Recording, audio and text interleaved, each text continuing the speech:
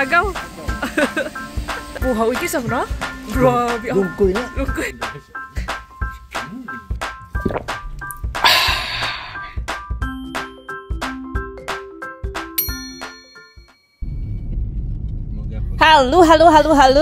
Hello mga kabisdak! Welcome back sa ating vlog! This is Bisdak in Korea, your Baholana. Adyo masamahan nyo kami guys isa-isa namang panibagong vlog. Araw ng Sabado, June 8 yan mga kabisdak. So ito ang ginagawa namin usually pag weekend kung hindi busy, no? Maunlan man mga kabisdak, so walang trabaho sila Kuya Sadam at Lungkoy sa farm. Natsimpuhan din na weekend at wala mang laman ang aming ref. So dali-dali na kami pumunta sa bayan oy para mag-grocery. Meron lang mark doon sa aming barangay guys, pero konti lang ba? Wala masyadong tinda. Wala masyadong choices. Ganun. At dahil best driver man itong si Kuya Sadam, wala na. Nakatulog na si Lungkoy dito sa backseat. Hanoy kunog dinadaan si Kuya Sadam matut paniza. At dahil malan-ulan guys, ang sarap-sarap itulog nitong mga yung sound of the pouring rain. Charot. First stop namin is dito sa Hanaro Mart na tinatawag ng mga Koreano na Nungyup Mart or Hanaro Mart. Dahil maulan man mga kapisdak, nagdala kami ng payong. At sabi ko kay Kuya Sadam, dapat balutin yan bago. Balutin mo ako. Charot. Balutin namin bago ipasok sa supermarket, pero gusto niyang iwanan na lang ang ang aming kalisod ba mag voice over. Akala niya is iiwanan lang daw namin ang payong doon sa lalagyanan ng tigbalutan o kanang mga payong. Di dalhin namin ang payong mga kabisdak sa loob, pero balutin mo muna siya ng plastic. Ayan na alam talaga ni Little Insoy kung saang aisle ang kanyang paboritong lollipop. Pinagbigyan ko na lang at sinabi ko kay Lungkoy na magkuha ng cart, pero ayan na bumalik na walang dalang cart kasi hindi daw niya alam kung paano hubutin ang cart mga kabisdak, pastilan dulo. So ako na lang ang nagkuha ng cart. Sinabihan ko na lang si Kuya Sadam na ipanso magpapanso ba diring kuan lollipop nga gipalit ni Little Insoy. Bumalik na lang ako galing nagkuha ng cart, pero hindi pa rin sila nakapapanso diri sa cashier mga kabisdak. Ang tuwa-tuwa, ang saya-saya ng mukha ni Little Insoy pang nakakita ng lollipop. Diyos ko, talaga ito mga bata. At ito ang ating pinamili guys. Bumili tayo ng white onion, sibuyas na puti kasi wala pa mang sibuyas na pula mga kabisdak. Dito sa Korea, mahal po ang sibuyas na pula. Syempre, kumuha din tayo ng coconut milk mga kabisdak at 2 sardinas kasi nga na-miss na namin ang pagkaing Pinoy. Kaya mga Pilipino man kami, no? So magluto kami ng mga Filipino foods. Filipino foods daw.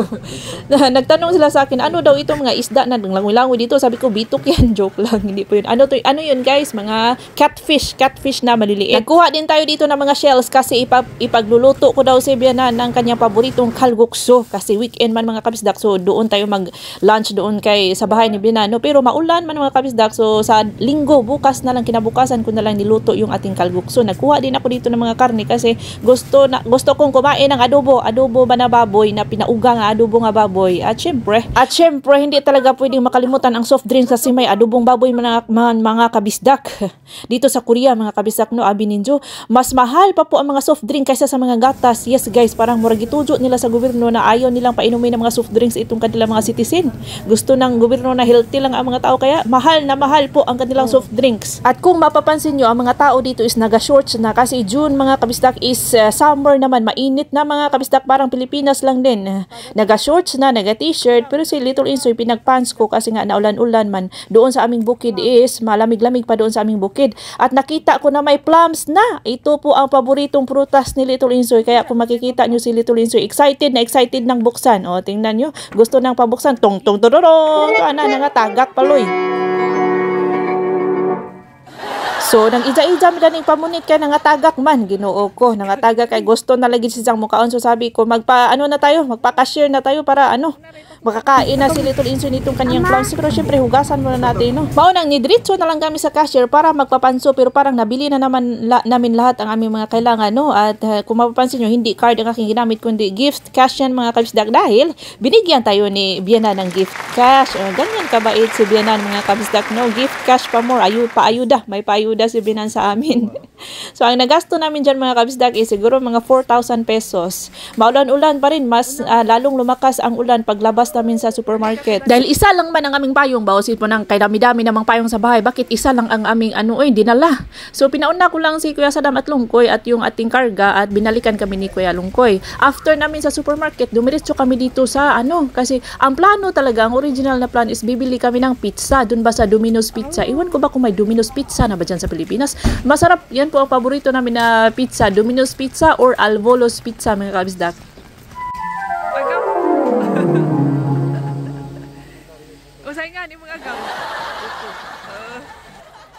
Kilala nyo ba si Wunwo mga kabisdak? Yung model ba ng face shop? May face shop naman dyan sa Pilipinas, no? O, kiniklaim namin na pinsan namin yan si si Wunwo. Yan ang aming long lost na cousin, charot. Ang ending is, pumunta na lang kami dito sa Paris Baguette kasi wala man doon ang Albulo at Domino's Pizza. Isarado mga kabisdak kasi nga early pa, 9 o'clock pa. So, bibili na lang kami ng tinapay dito sa Paris Baguette. Pero ang mga Koreans, pag sila ang mag-pronounce dyan is Paris Baguette. Itong Paris Baguette mga kabisdak ay isa sa mga malalaki na bake shop dito sa Korea. Gustong-gusto ko po ang mga tinapay dito sa Paris Baguette kasi iba talaga pag may iba talaga ang dating pag may pangalan. Mahal siya pero masarap. Pero sulit na naman guys ang iyong pera dahil nga masarap. Aanhin mo naman yung mura-mura pero hindi masarap mo. Dito na lang tayo sa what money is for. Charot, what is money is for. What money is for. Dapat kung may pera tayo, bilhin natin ang ating mga gusto kung may pera tayo. Pero kapag wala is doon muna tayo sa kung ting beats nga mga panahon mga kabisdak, doon muna tayo sa mga kilid-kilid, no. Ana raman na siya ang kinabuhi mura ra nagbula usahay maibabaw ta usahay mailawom ta pero nindot jud kung di permit ang nasa ibabaw, charot. Kung naa maganita sa ilawom karong mga panahon na paningkamot lang nga mo saka bahalag di ta dito sa top 1 basta kay guys ba makaahon-ahon puta sa kalisod. Don't give up on your dreams mga kabisdak, paningkamot nga mahawas ta sa kalisod o murag papunta na tayo sa Q&A ng Miss You. So dali-dali na kaming umuwi after magbayad ng ating tinapay kasi naghihintay si Little Insoy at Kuya Saddam doon sa sasakyan. Pero may nakita na naman kaming gwapo dito sa Compose Coffee Shop, si V ba, yung rapper ng BTS na band. Si V yun, pero sabi ni Lungkoy, siya daw yun sa kaniyang second life. Rapper, no? Hindi po rapper. Ang pagkasabi ko kanina is rapper. Ginawa ko namang pambalot si V. Pambalot ng lumpia.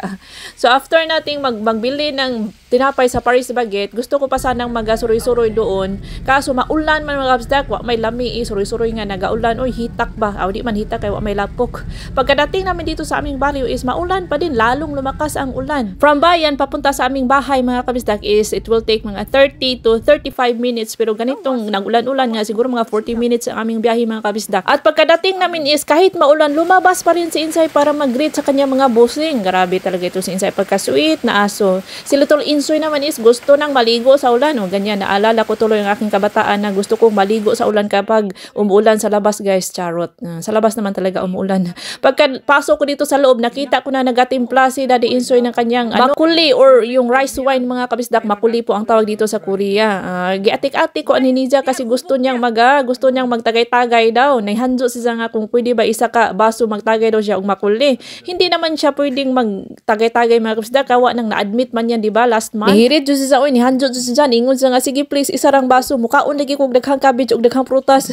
Sus! Pinagbigyan ko na lang guys, kahit 1 week, isang beses sa isang linggo, kahit isang bote ng makuli, okay na yun. Basta hindi lang mapalabian ba? Kasi nga na-admit man yan last month, di ba? Panoorin nyo po sa ating mga previous vlog. For lunch pala is nagluto ako ng gisadong munggo, pero ang ating gisadong munggo is nakalimutan ko, hindi ko pala gilataan ba?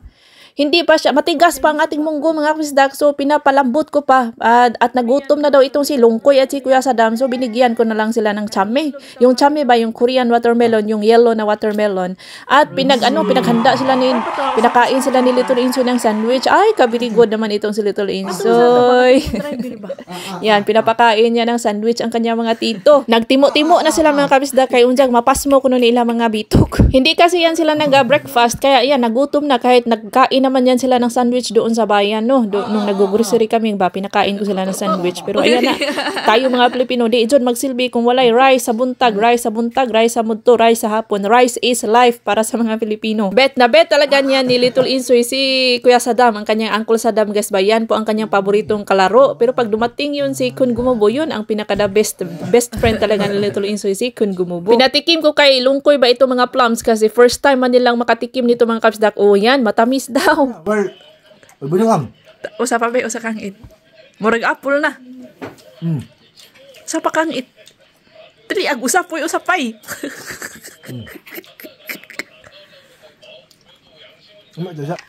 Continuation mga kabisdak, diba kahapon is pumunta mo kami sa bayan at kahapon Sabado malon-ulan. Pero today o Sunday, maaliwalas na guys. Ang ganda ng panahon, super ganda ng panahon. Nagdala ako ng maiinom kasi nagmating sila si Daddy Insoy, si Kuya Saddam at si Lungkoy, nagmating. naglagay ba ng mga mat doon sa aming chili farm. Diba yun man ang aming bahay, yung blue ang bubong. Hindi alam ni Lolo Inso na pupunta ako sa chili farm. So kuya! Andun man siya sa labas guys. Hindi niya ako nakita ba? Hindi niya ako narinig na tinatawag ko siya kanina. Bibilisan ko na lang ang pagbigay sa kanila ng tubig. Juice ito guys. Kasi mauhaw. Nauhaw sila. Grabe man ito aming kapitbahay.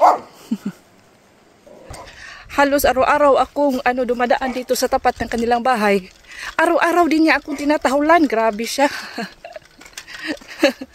Oh. So makikita nyo ngayon ang progress ng ating chili farm. Yun nga, naglalagay sila ng mat. Kasi ang mga chili mga kabisdak is sensitive sila sa mga putik or sa mga lupa ba. Ayaw nilang matalsikan ng lupa kapag or sa tuwing umuulan. So, yan, nilalagyan namin ng mat. Actually, last week ay nagsimula na kaming maglagay ng mga mat, pero kinulang ba at nag-reorder naman kami, pero matagal po dumating ang aming bagong order. So, kaya yan, nag-continue na lang sila sa paglagay ng mat today. Maganda ang tubo ng ating mga sili guys. Oh. Yan, may bunga na nga itong isa. Kita nyo ba? Oh, yan ba, may bunga na. Next month, pwede na tayo mag-harvest dito. Kung madali lang sana dumating ang aming in-order na mat is mga 2 days, matatapos na sana yan mga kabisdak. Pero wala, ang tagal-tagal ng order kasi wala ang stocks. Ang nagamit namin lahat na mating dito mga kabisdak is almost 2 kilometers. Yes, ganyan po kalapad ang itong chili farm natin. Pero parang sulit naman ang gasto kasi tingnan nyo ang tubo ng ating mga chili. O buyag ka, bujag mo no. Kasi nga first time pa man good ni guys. Last year is mga perela plant ang tinanim namin dito. Pero hindi namin yun pinangbenta. This year is para benta talaga itong mga chili natin, no. May mga buyers na kami dito na mga restaurant owners. Dito sa Korea mga kabisdak, ang kanilang mga farmers is hindi sila nahihirapang magbenta ng kanilang mga produkto kasi ang dami mga buyers at standard ang kanilang pricing. Di ba barat, hindi katulad dyan sa atin sa Pilipinas na ang pagbili natin galing sa farmers is barato, pero ang mga negosyante iniglikwa na nilang baligya is mahal na ang kanilang patong. Chili ang napili naming itanim this year kasi ang mga Koreans is isa sa mga basic commodities. Isa sa mga laging nasa hapagkainan ng mga Koreano ay sili talaga. Halos lahat ng kanilang mga panchan, mga side dishes ay may chili talaga mga kabisdak at kumakain din yan sila ng sili na hilaw. Pansinin nyo si Daddy Insoy mga kabisdak, ganyan talaga ang kanyang outfitan kahit na nagalagiti ang kainit sa adlaw. Kahit na mainit, hindi talaga yan naga-sombrero, naga-long sleeve or naga-pants. Kasi daw, pag naga-pants siya at naga-long sleeve, daghabang singot yung pawis. Kaya yan, hindi yan natatakot mangitim mga kabisdak. Kita pa ba mga Pinoy nga sombrero, magalong sleeve. Hindi natatakot yan si Daddy Insoy mangitim at walang sunscreen yan. Sus, Ginoo ko. Binilhan ko man siya ng guys, pang UOTD niya sa farming, pero ayaw niya ng long sleeve at pants. Nahala, pasagdaan na lang na to. Tapos na tayo magbigay ng mga ng maiinom. Kung pati na punta para panihapon, mag-iisip na naman ako kung anong kakainin namin sa hapunan. Pag wala akong maisip, edi mag-restaurant lang kami kahit isang beses lang sa isang linggo guys. Tinitreat namin sila sa restaurant kahit isang beses. Minsan talaga wala. No. Pag wala na akong maisip at kung may wala ng laman ang ref, ay Ginoo ko. Pero kahapon is ng grocery man kami. Parang guys, nakakasawa din kasi minsan ang lutong bahay ba. Paulit-ulit na lang yung lutong bahay at paulit-ulit na lang yung recipe ko. So siguro mamaya isupunta kami sa Jajangmyeon kung hindi sila napagod. Kung hindi sila napagod sa trabaho kasi minsan kapag tinatapos nila kasi busy sila bukas. Kaya siguro tatapusin nila yun today, ngayong hapon. Pag masyadong pagod na sila guys, gusto na nilang magpahinga at matulog. Ay, iti-check ka pala ako sa inyo guys, no? Kahapon is dumating yung order ko sa online store, Kupang. Nag-order ako ng Crocs na sapatos ni Little Insoy. Sapatos, yung chinelas ba na Crocs. Pero this morning is pumunta siya sa Sapa, kaming dalawa. Nag-morning walking lang kami ba. Siya naman ay nag-kickboard. Jesus guys, kay pinaanod man niya yung sapato, yung sinilas niya. Nakahapon ko pa nabili, ang Grabing ano ko guys, kaninang umaga, grabing stress ko kaninang umaga. Kasi kahapon pa namin nabili. Pinaanod, ay hindi naman ano, parang nilaro-laro niya lang ba at aksidenteng naanod sa agos ng ano, sapa. Kaya wala na. Grabing panghinayang ko sa sapatos or sa sinilas sapatos. Grabing panghinayang ko sa ano, sinilas niya. Ay. Dumating na tayo guys. Nandito na tayo sa bahay mga kabisdak. May delivery pala tayo kanina. Ito na yata yung ano ko ba, in-order ko ba ng ano, shower curtain. Order ako ng shower curtain kahapon. In-order ko siya kahapon tapos kanina siya dumating. Oh, ang bilis-bilis dito guys. Ang mga deliveries dito sa Korea, grabe kabilis lalo na pag nasa city. Dito sa amin sa probinsya, mabilis din naman pero grabe ang bilis talaga pag nasa city ka. Halimbawa nag-order ka this morning, mamayang gabi nandiyan na guys. Ako kahapon nag-order morning, kanina dumating. Kahapon nag-order ako sa Sabado, no? Kanina dumating. Nag-order ako ng shower curtain kasi grabe, pakita ko sa inyo, grabe kadungis yan, yung ginawang kurtina man yan sa loob, ginawang shower curtain ni Daddy Insoy dito sa labas. Kasi gusto ni Daddy Insoy maga shower dito sa labas na aming bahay kapag summer, kasi mainit-init naman pag summer. Pag winter, doon siya sa loob ng aming bahay shower, no? Ito siguro ang ano, shower curtain. Ito nga guys, shower curtain.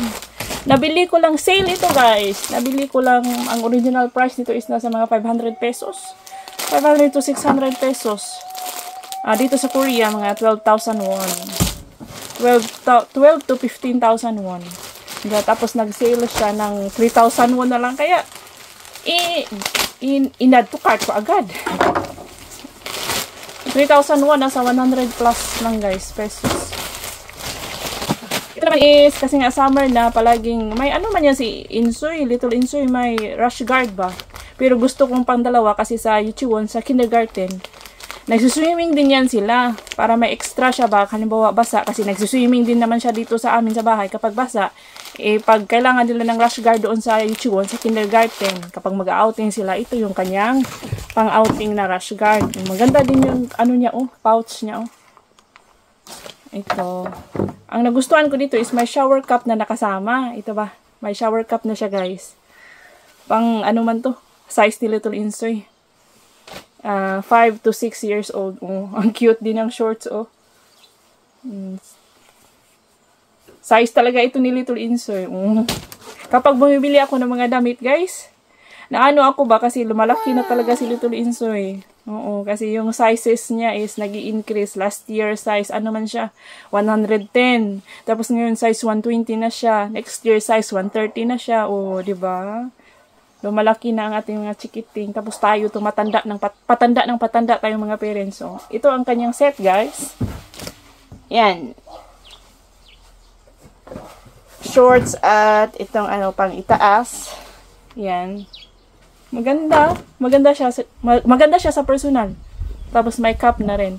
Ano din to, sale to guys. 200 plus, mga 5,000 won ata to. 5,000 to 6,000 won. Nasa mga 200 plus. Sale kasi ito. Ito na lang yung natirang size ba. At ito din kaya na sale ito kasi ito na lang yung natira na design at color. Pinaubos lang nila ba kaya nag-sale. Natin yung ito guys. Wow. Says doesn't come to you, you go to it. Tama nga naman.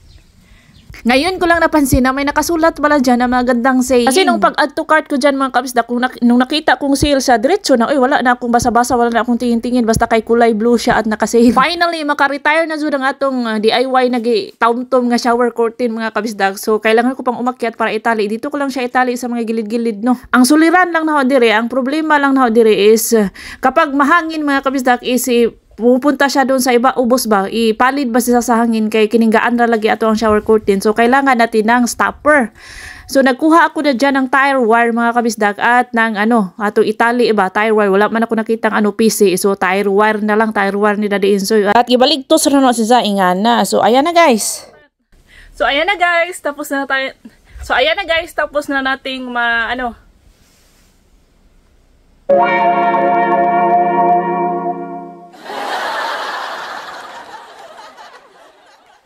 So, ayan na guys, tapos na nating ma-install ang ating shower curtain. O, laging tandaan, success doesn't come to you. You go to it. O, diba? And that's all for today's video, mga kabisdak. Please like, comment, and subscribe. Ingat lahat!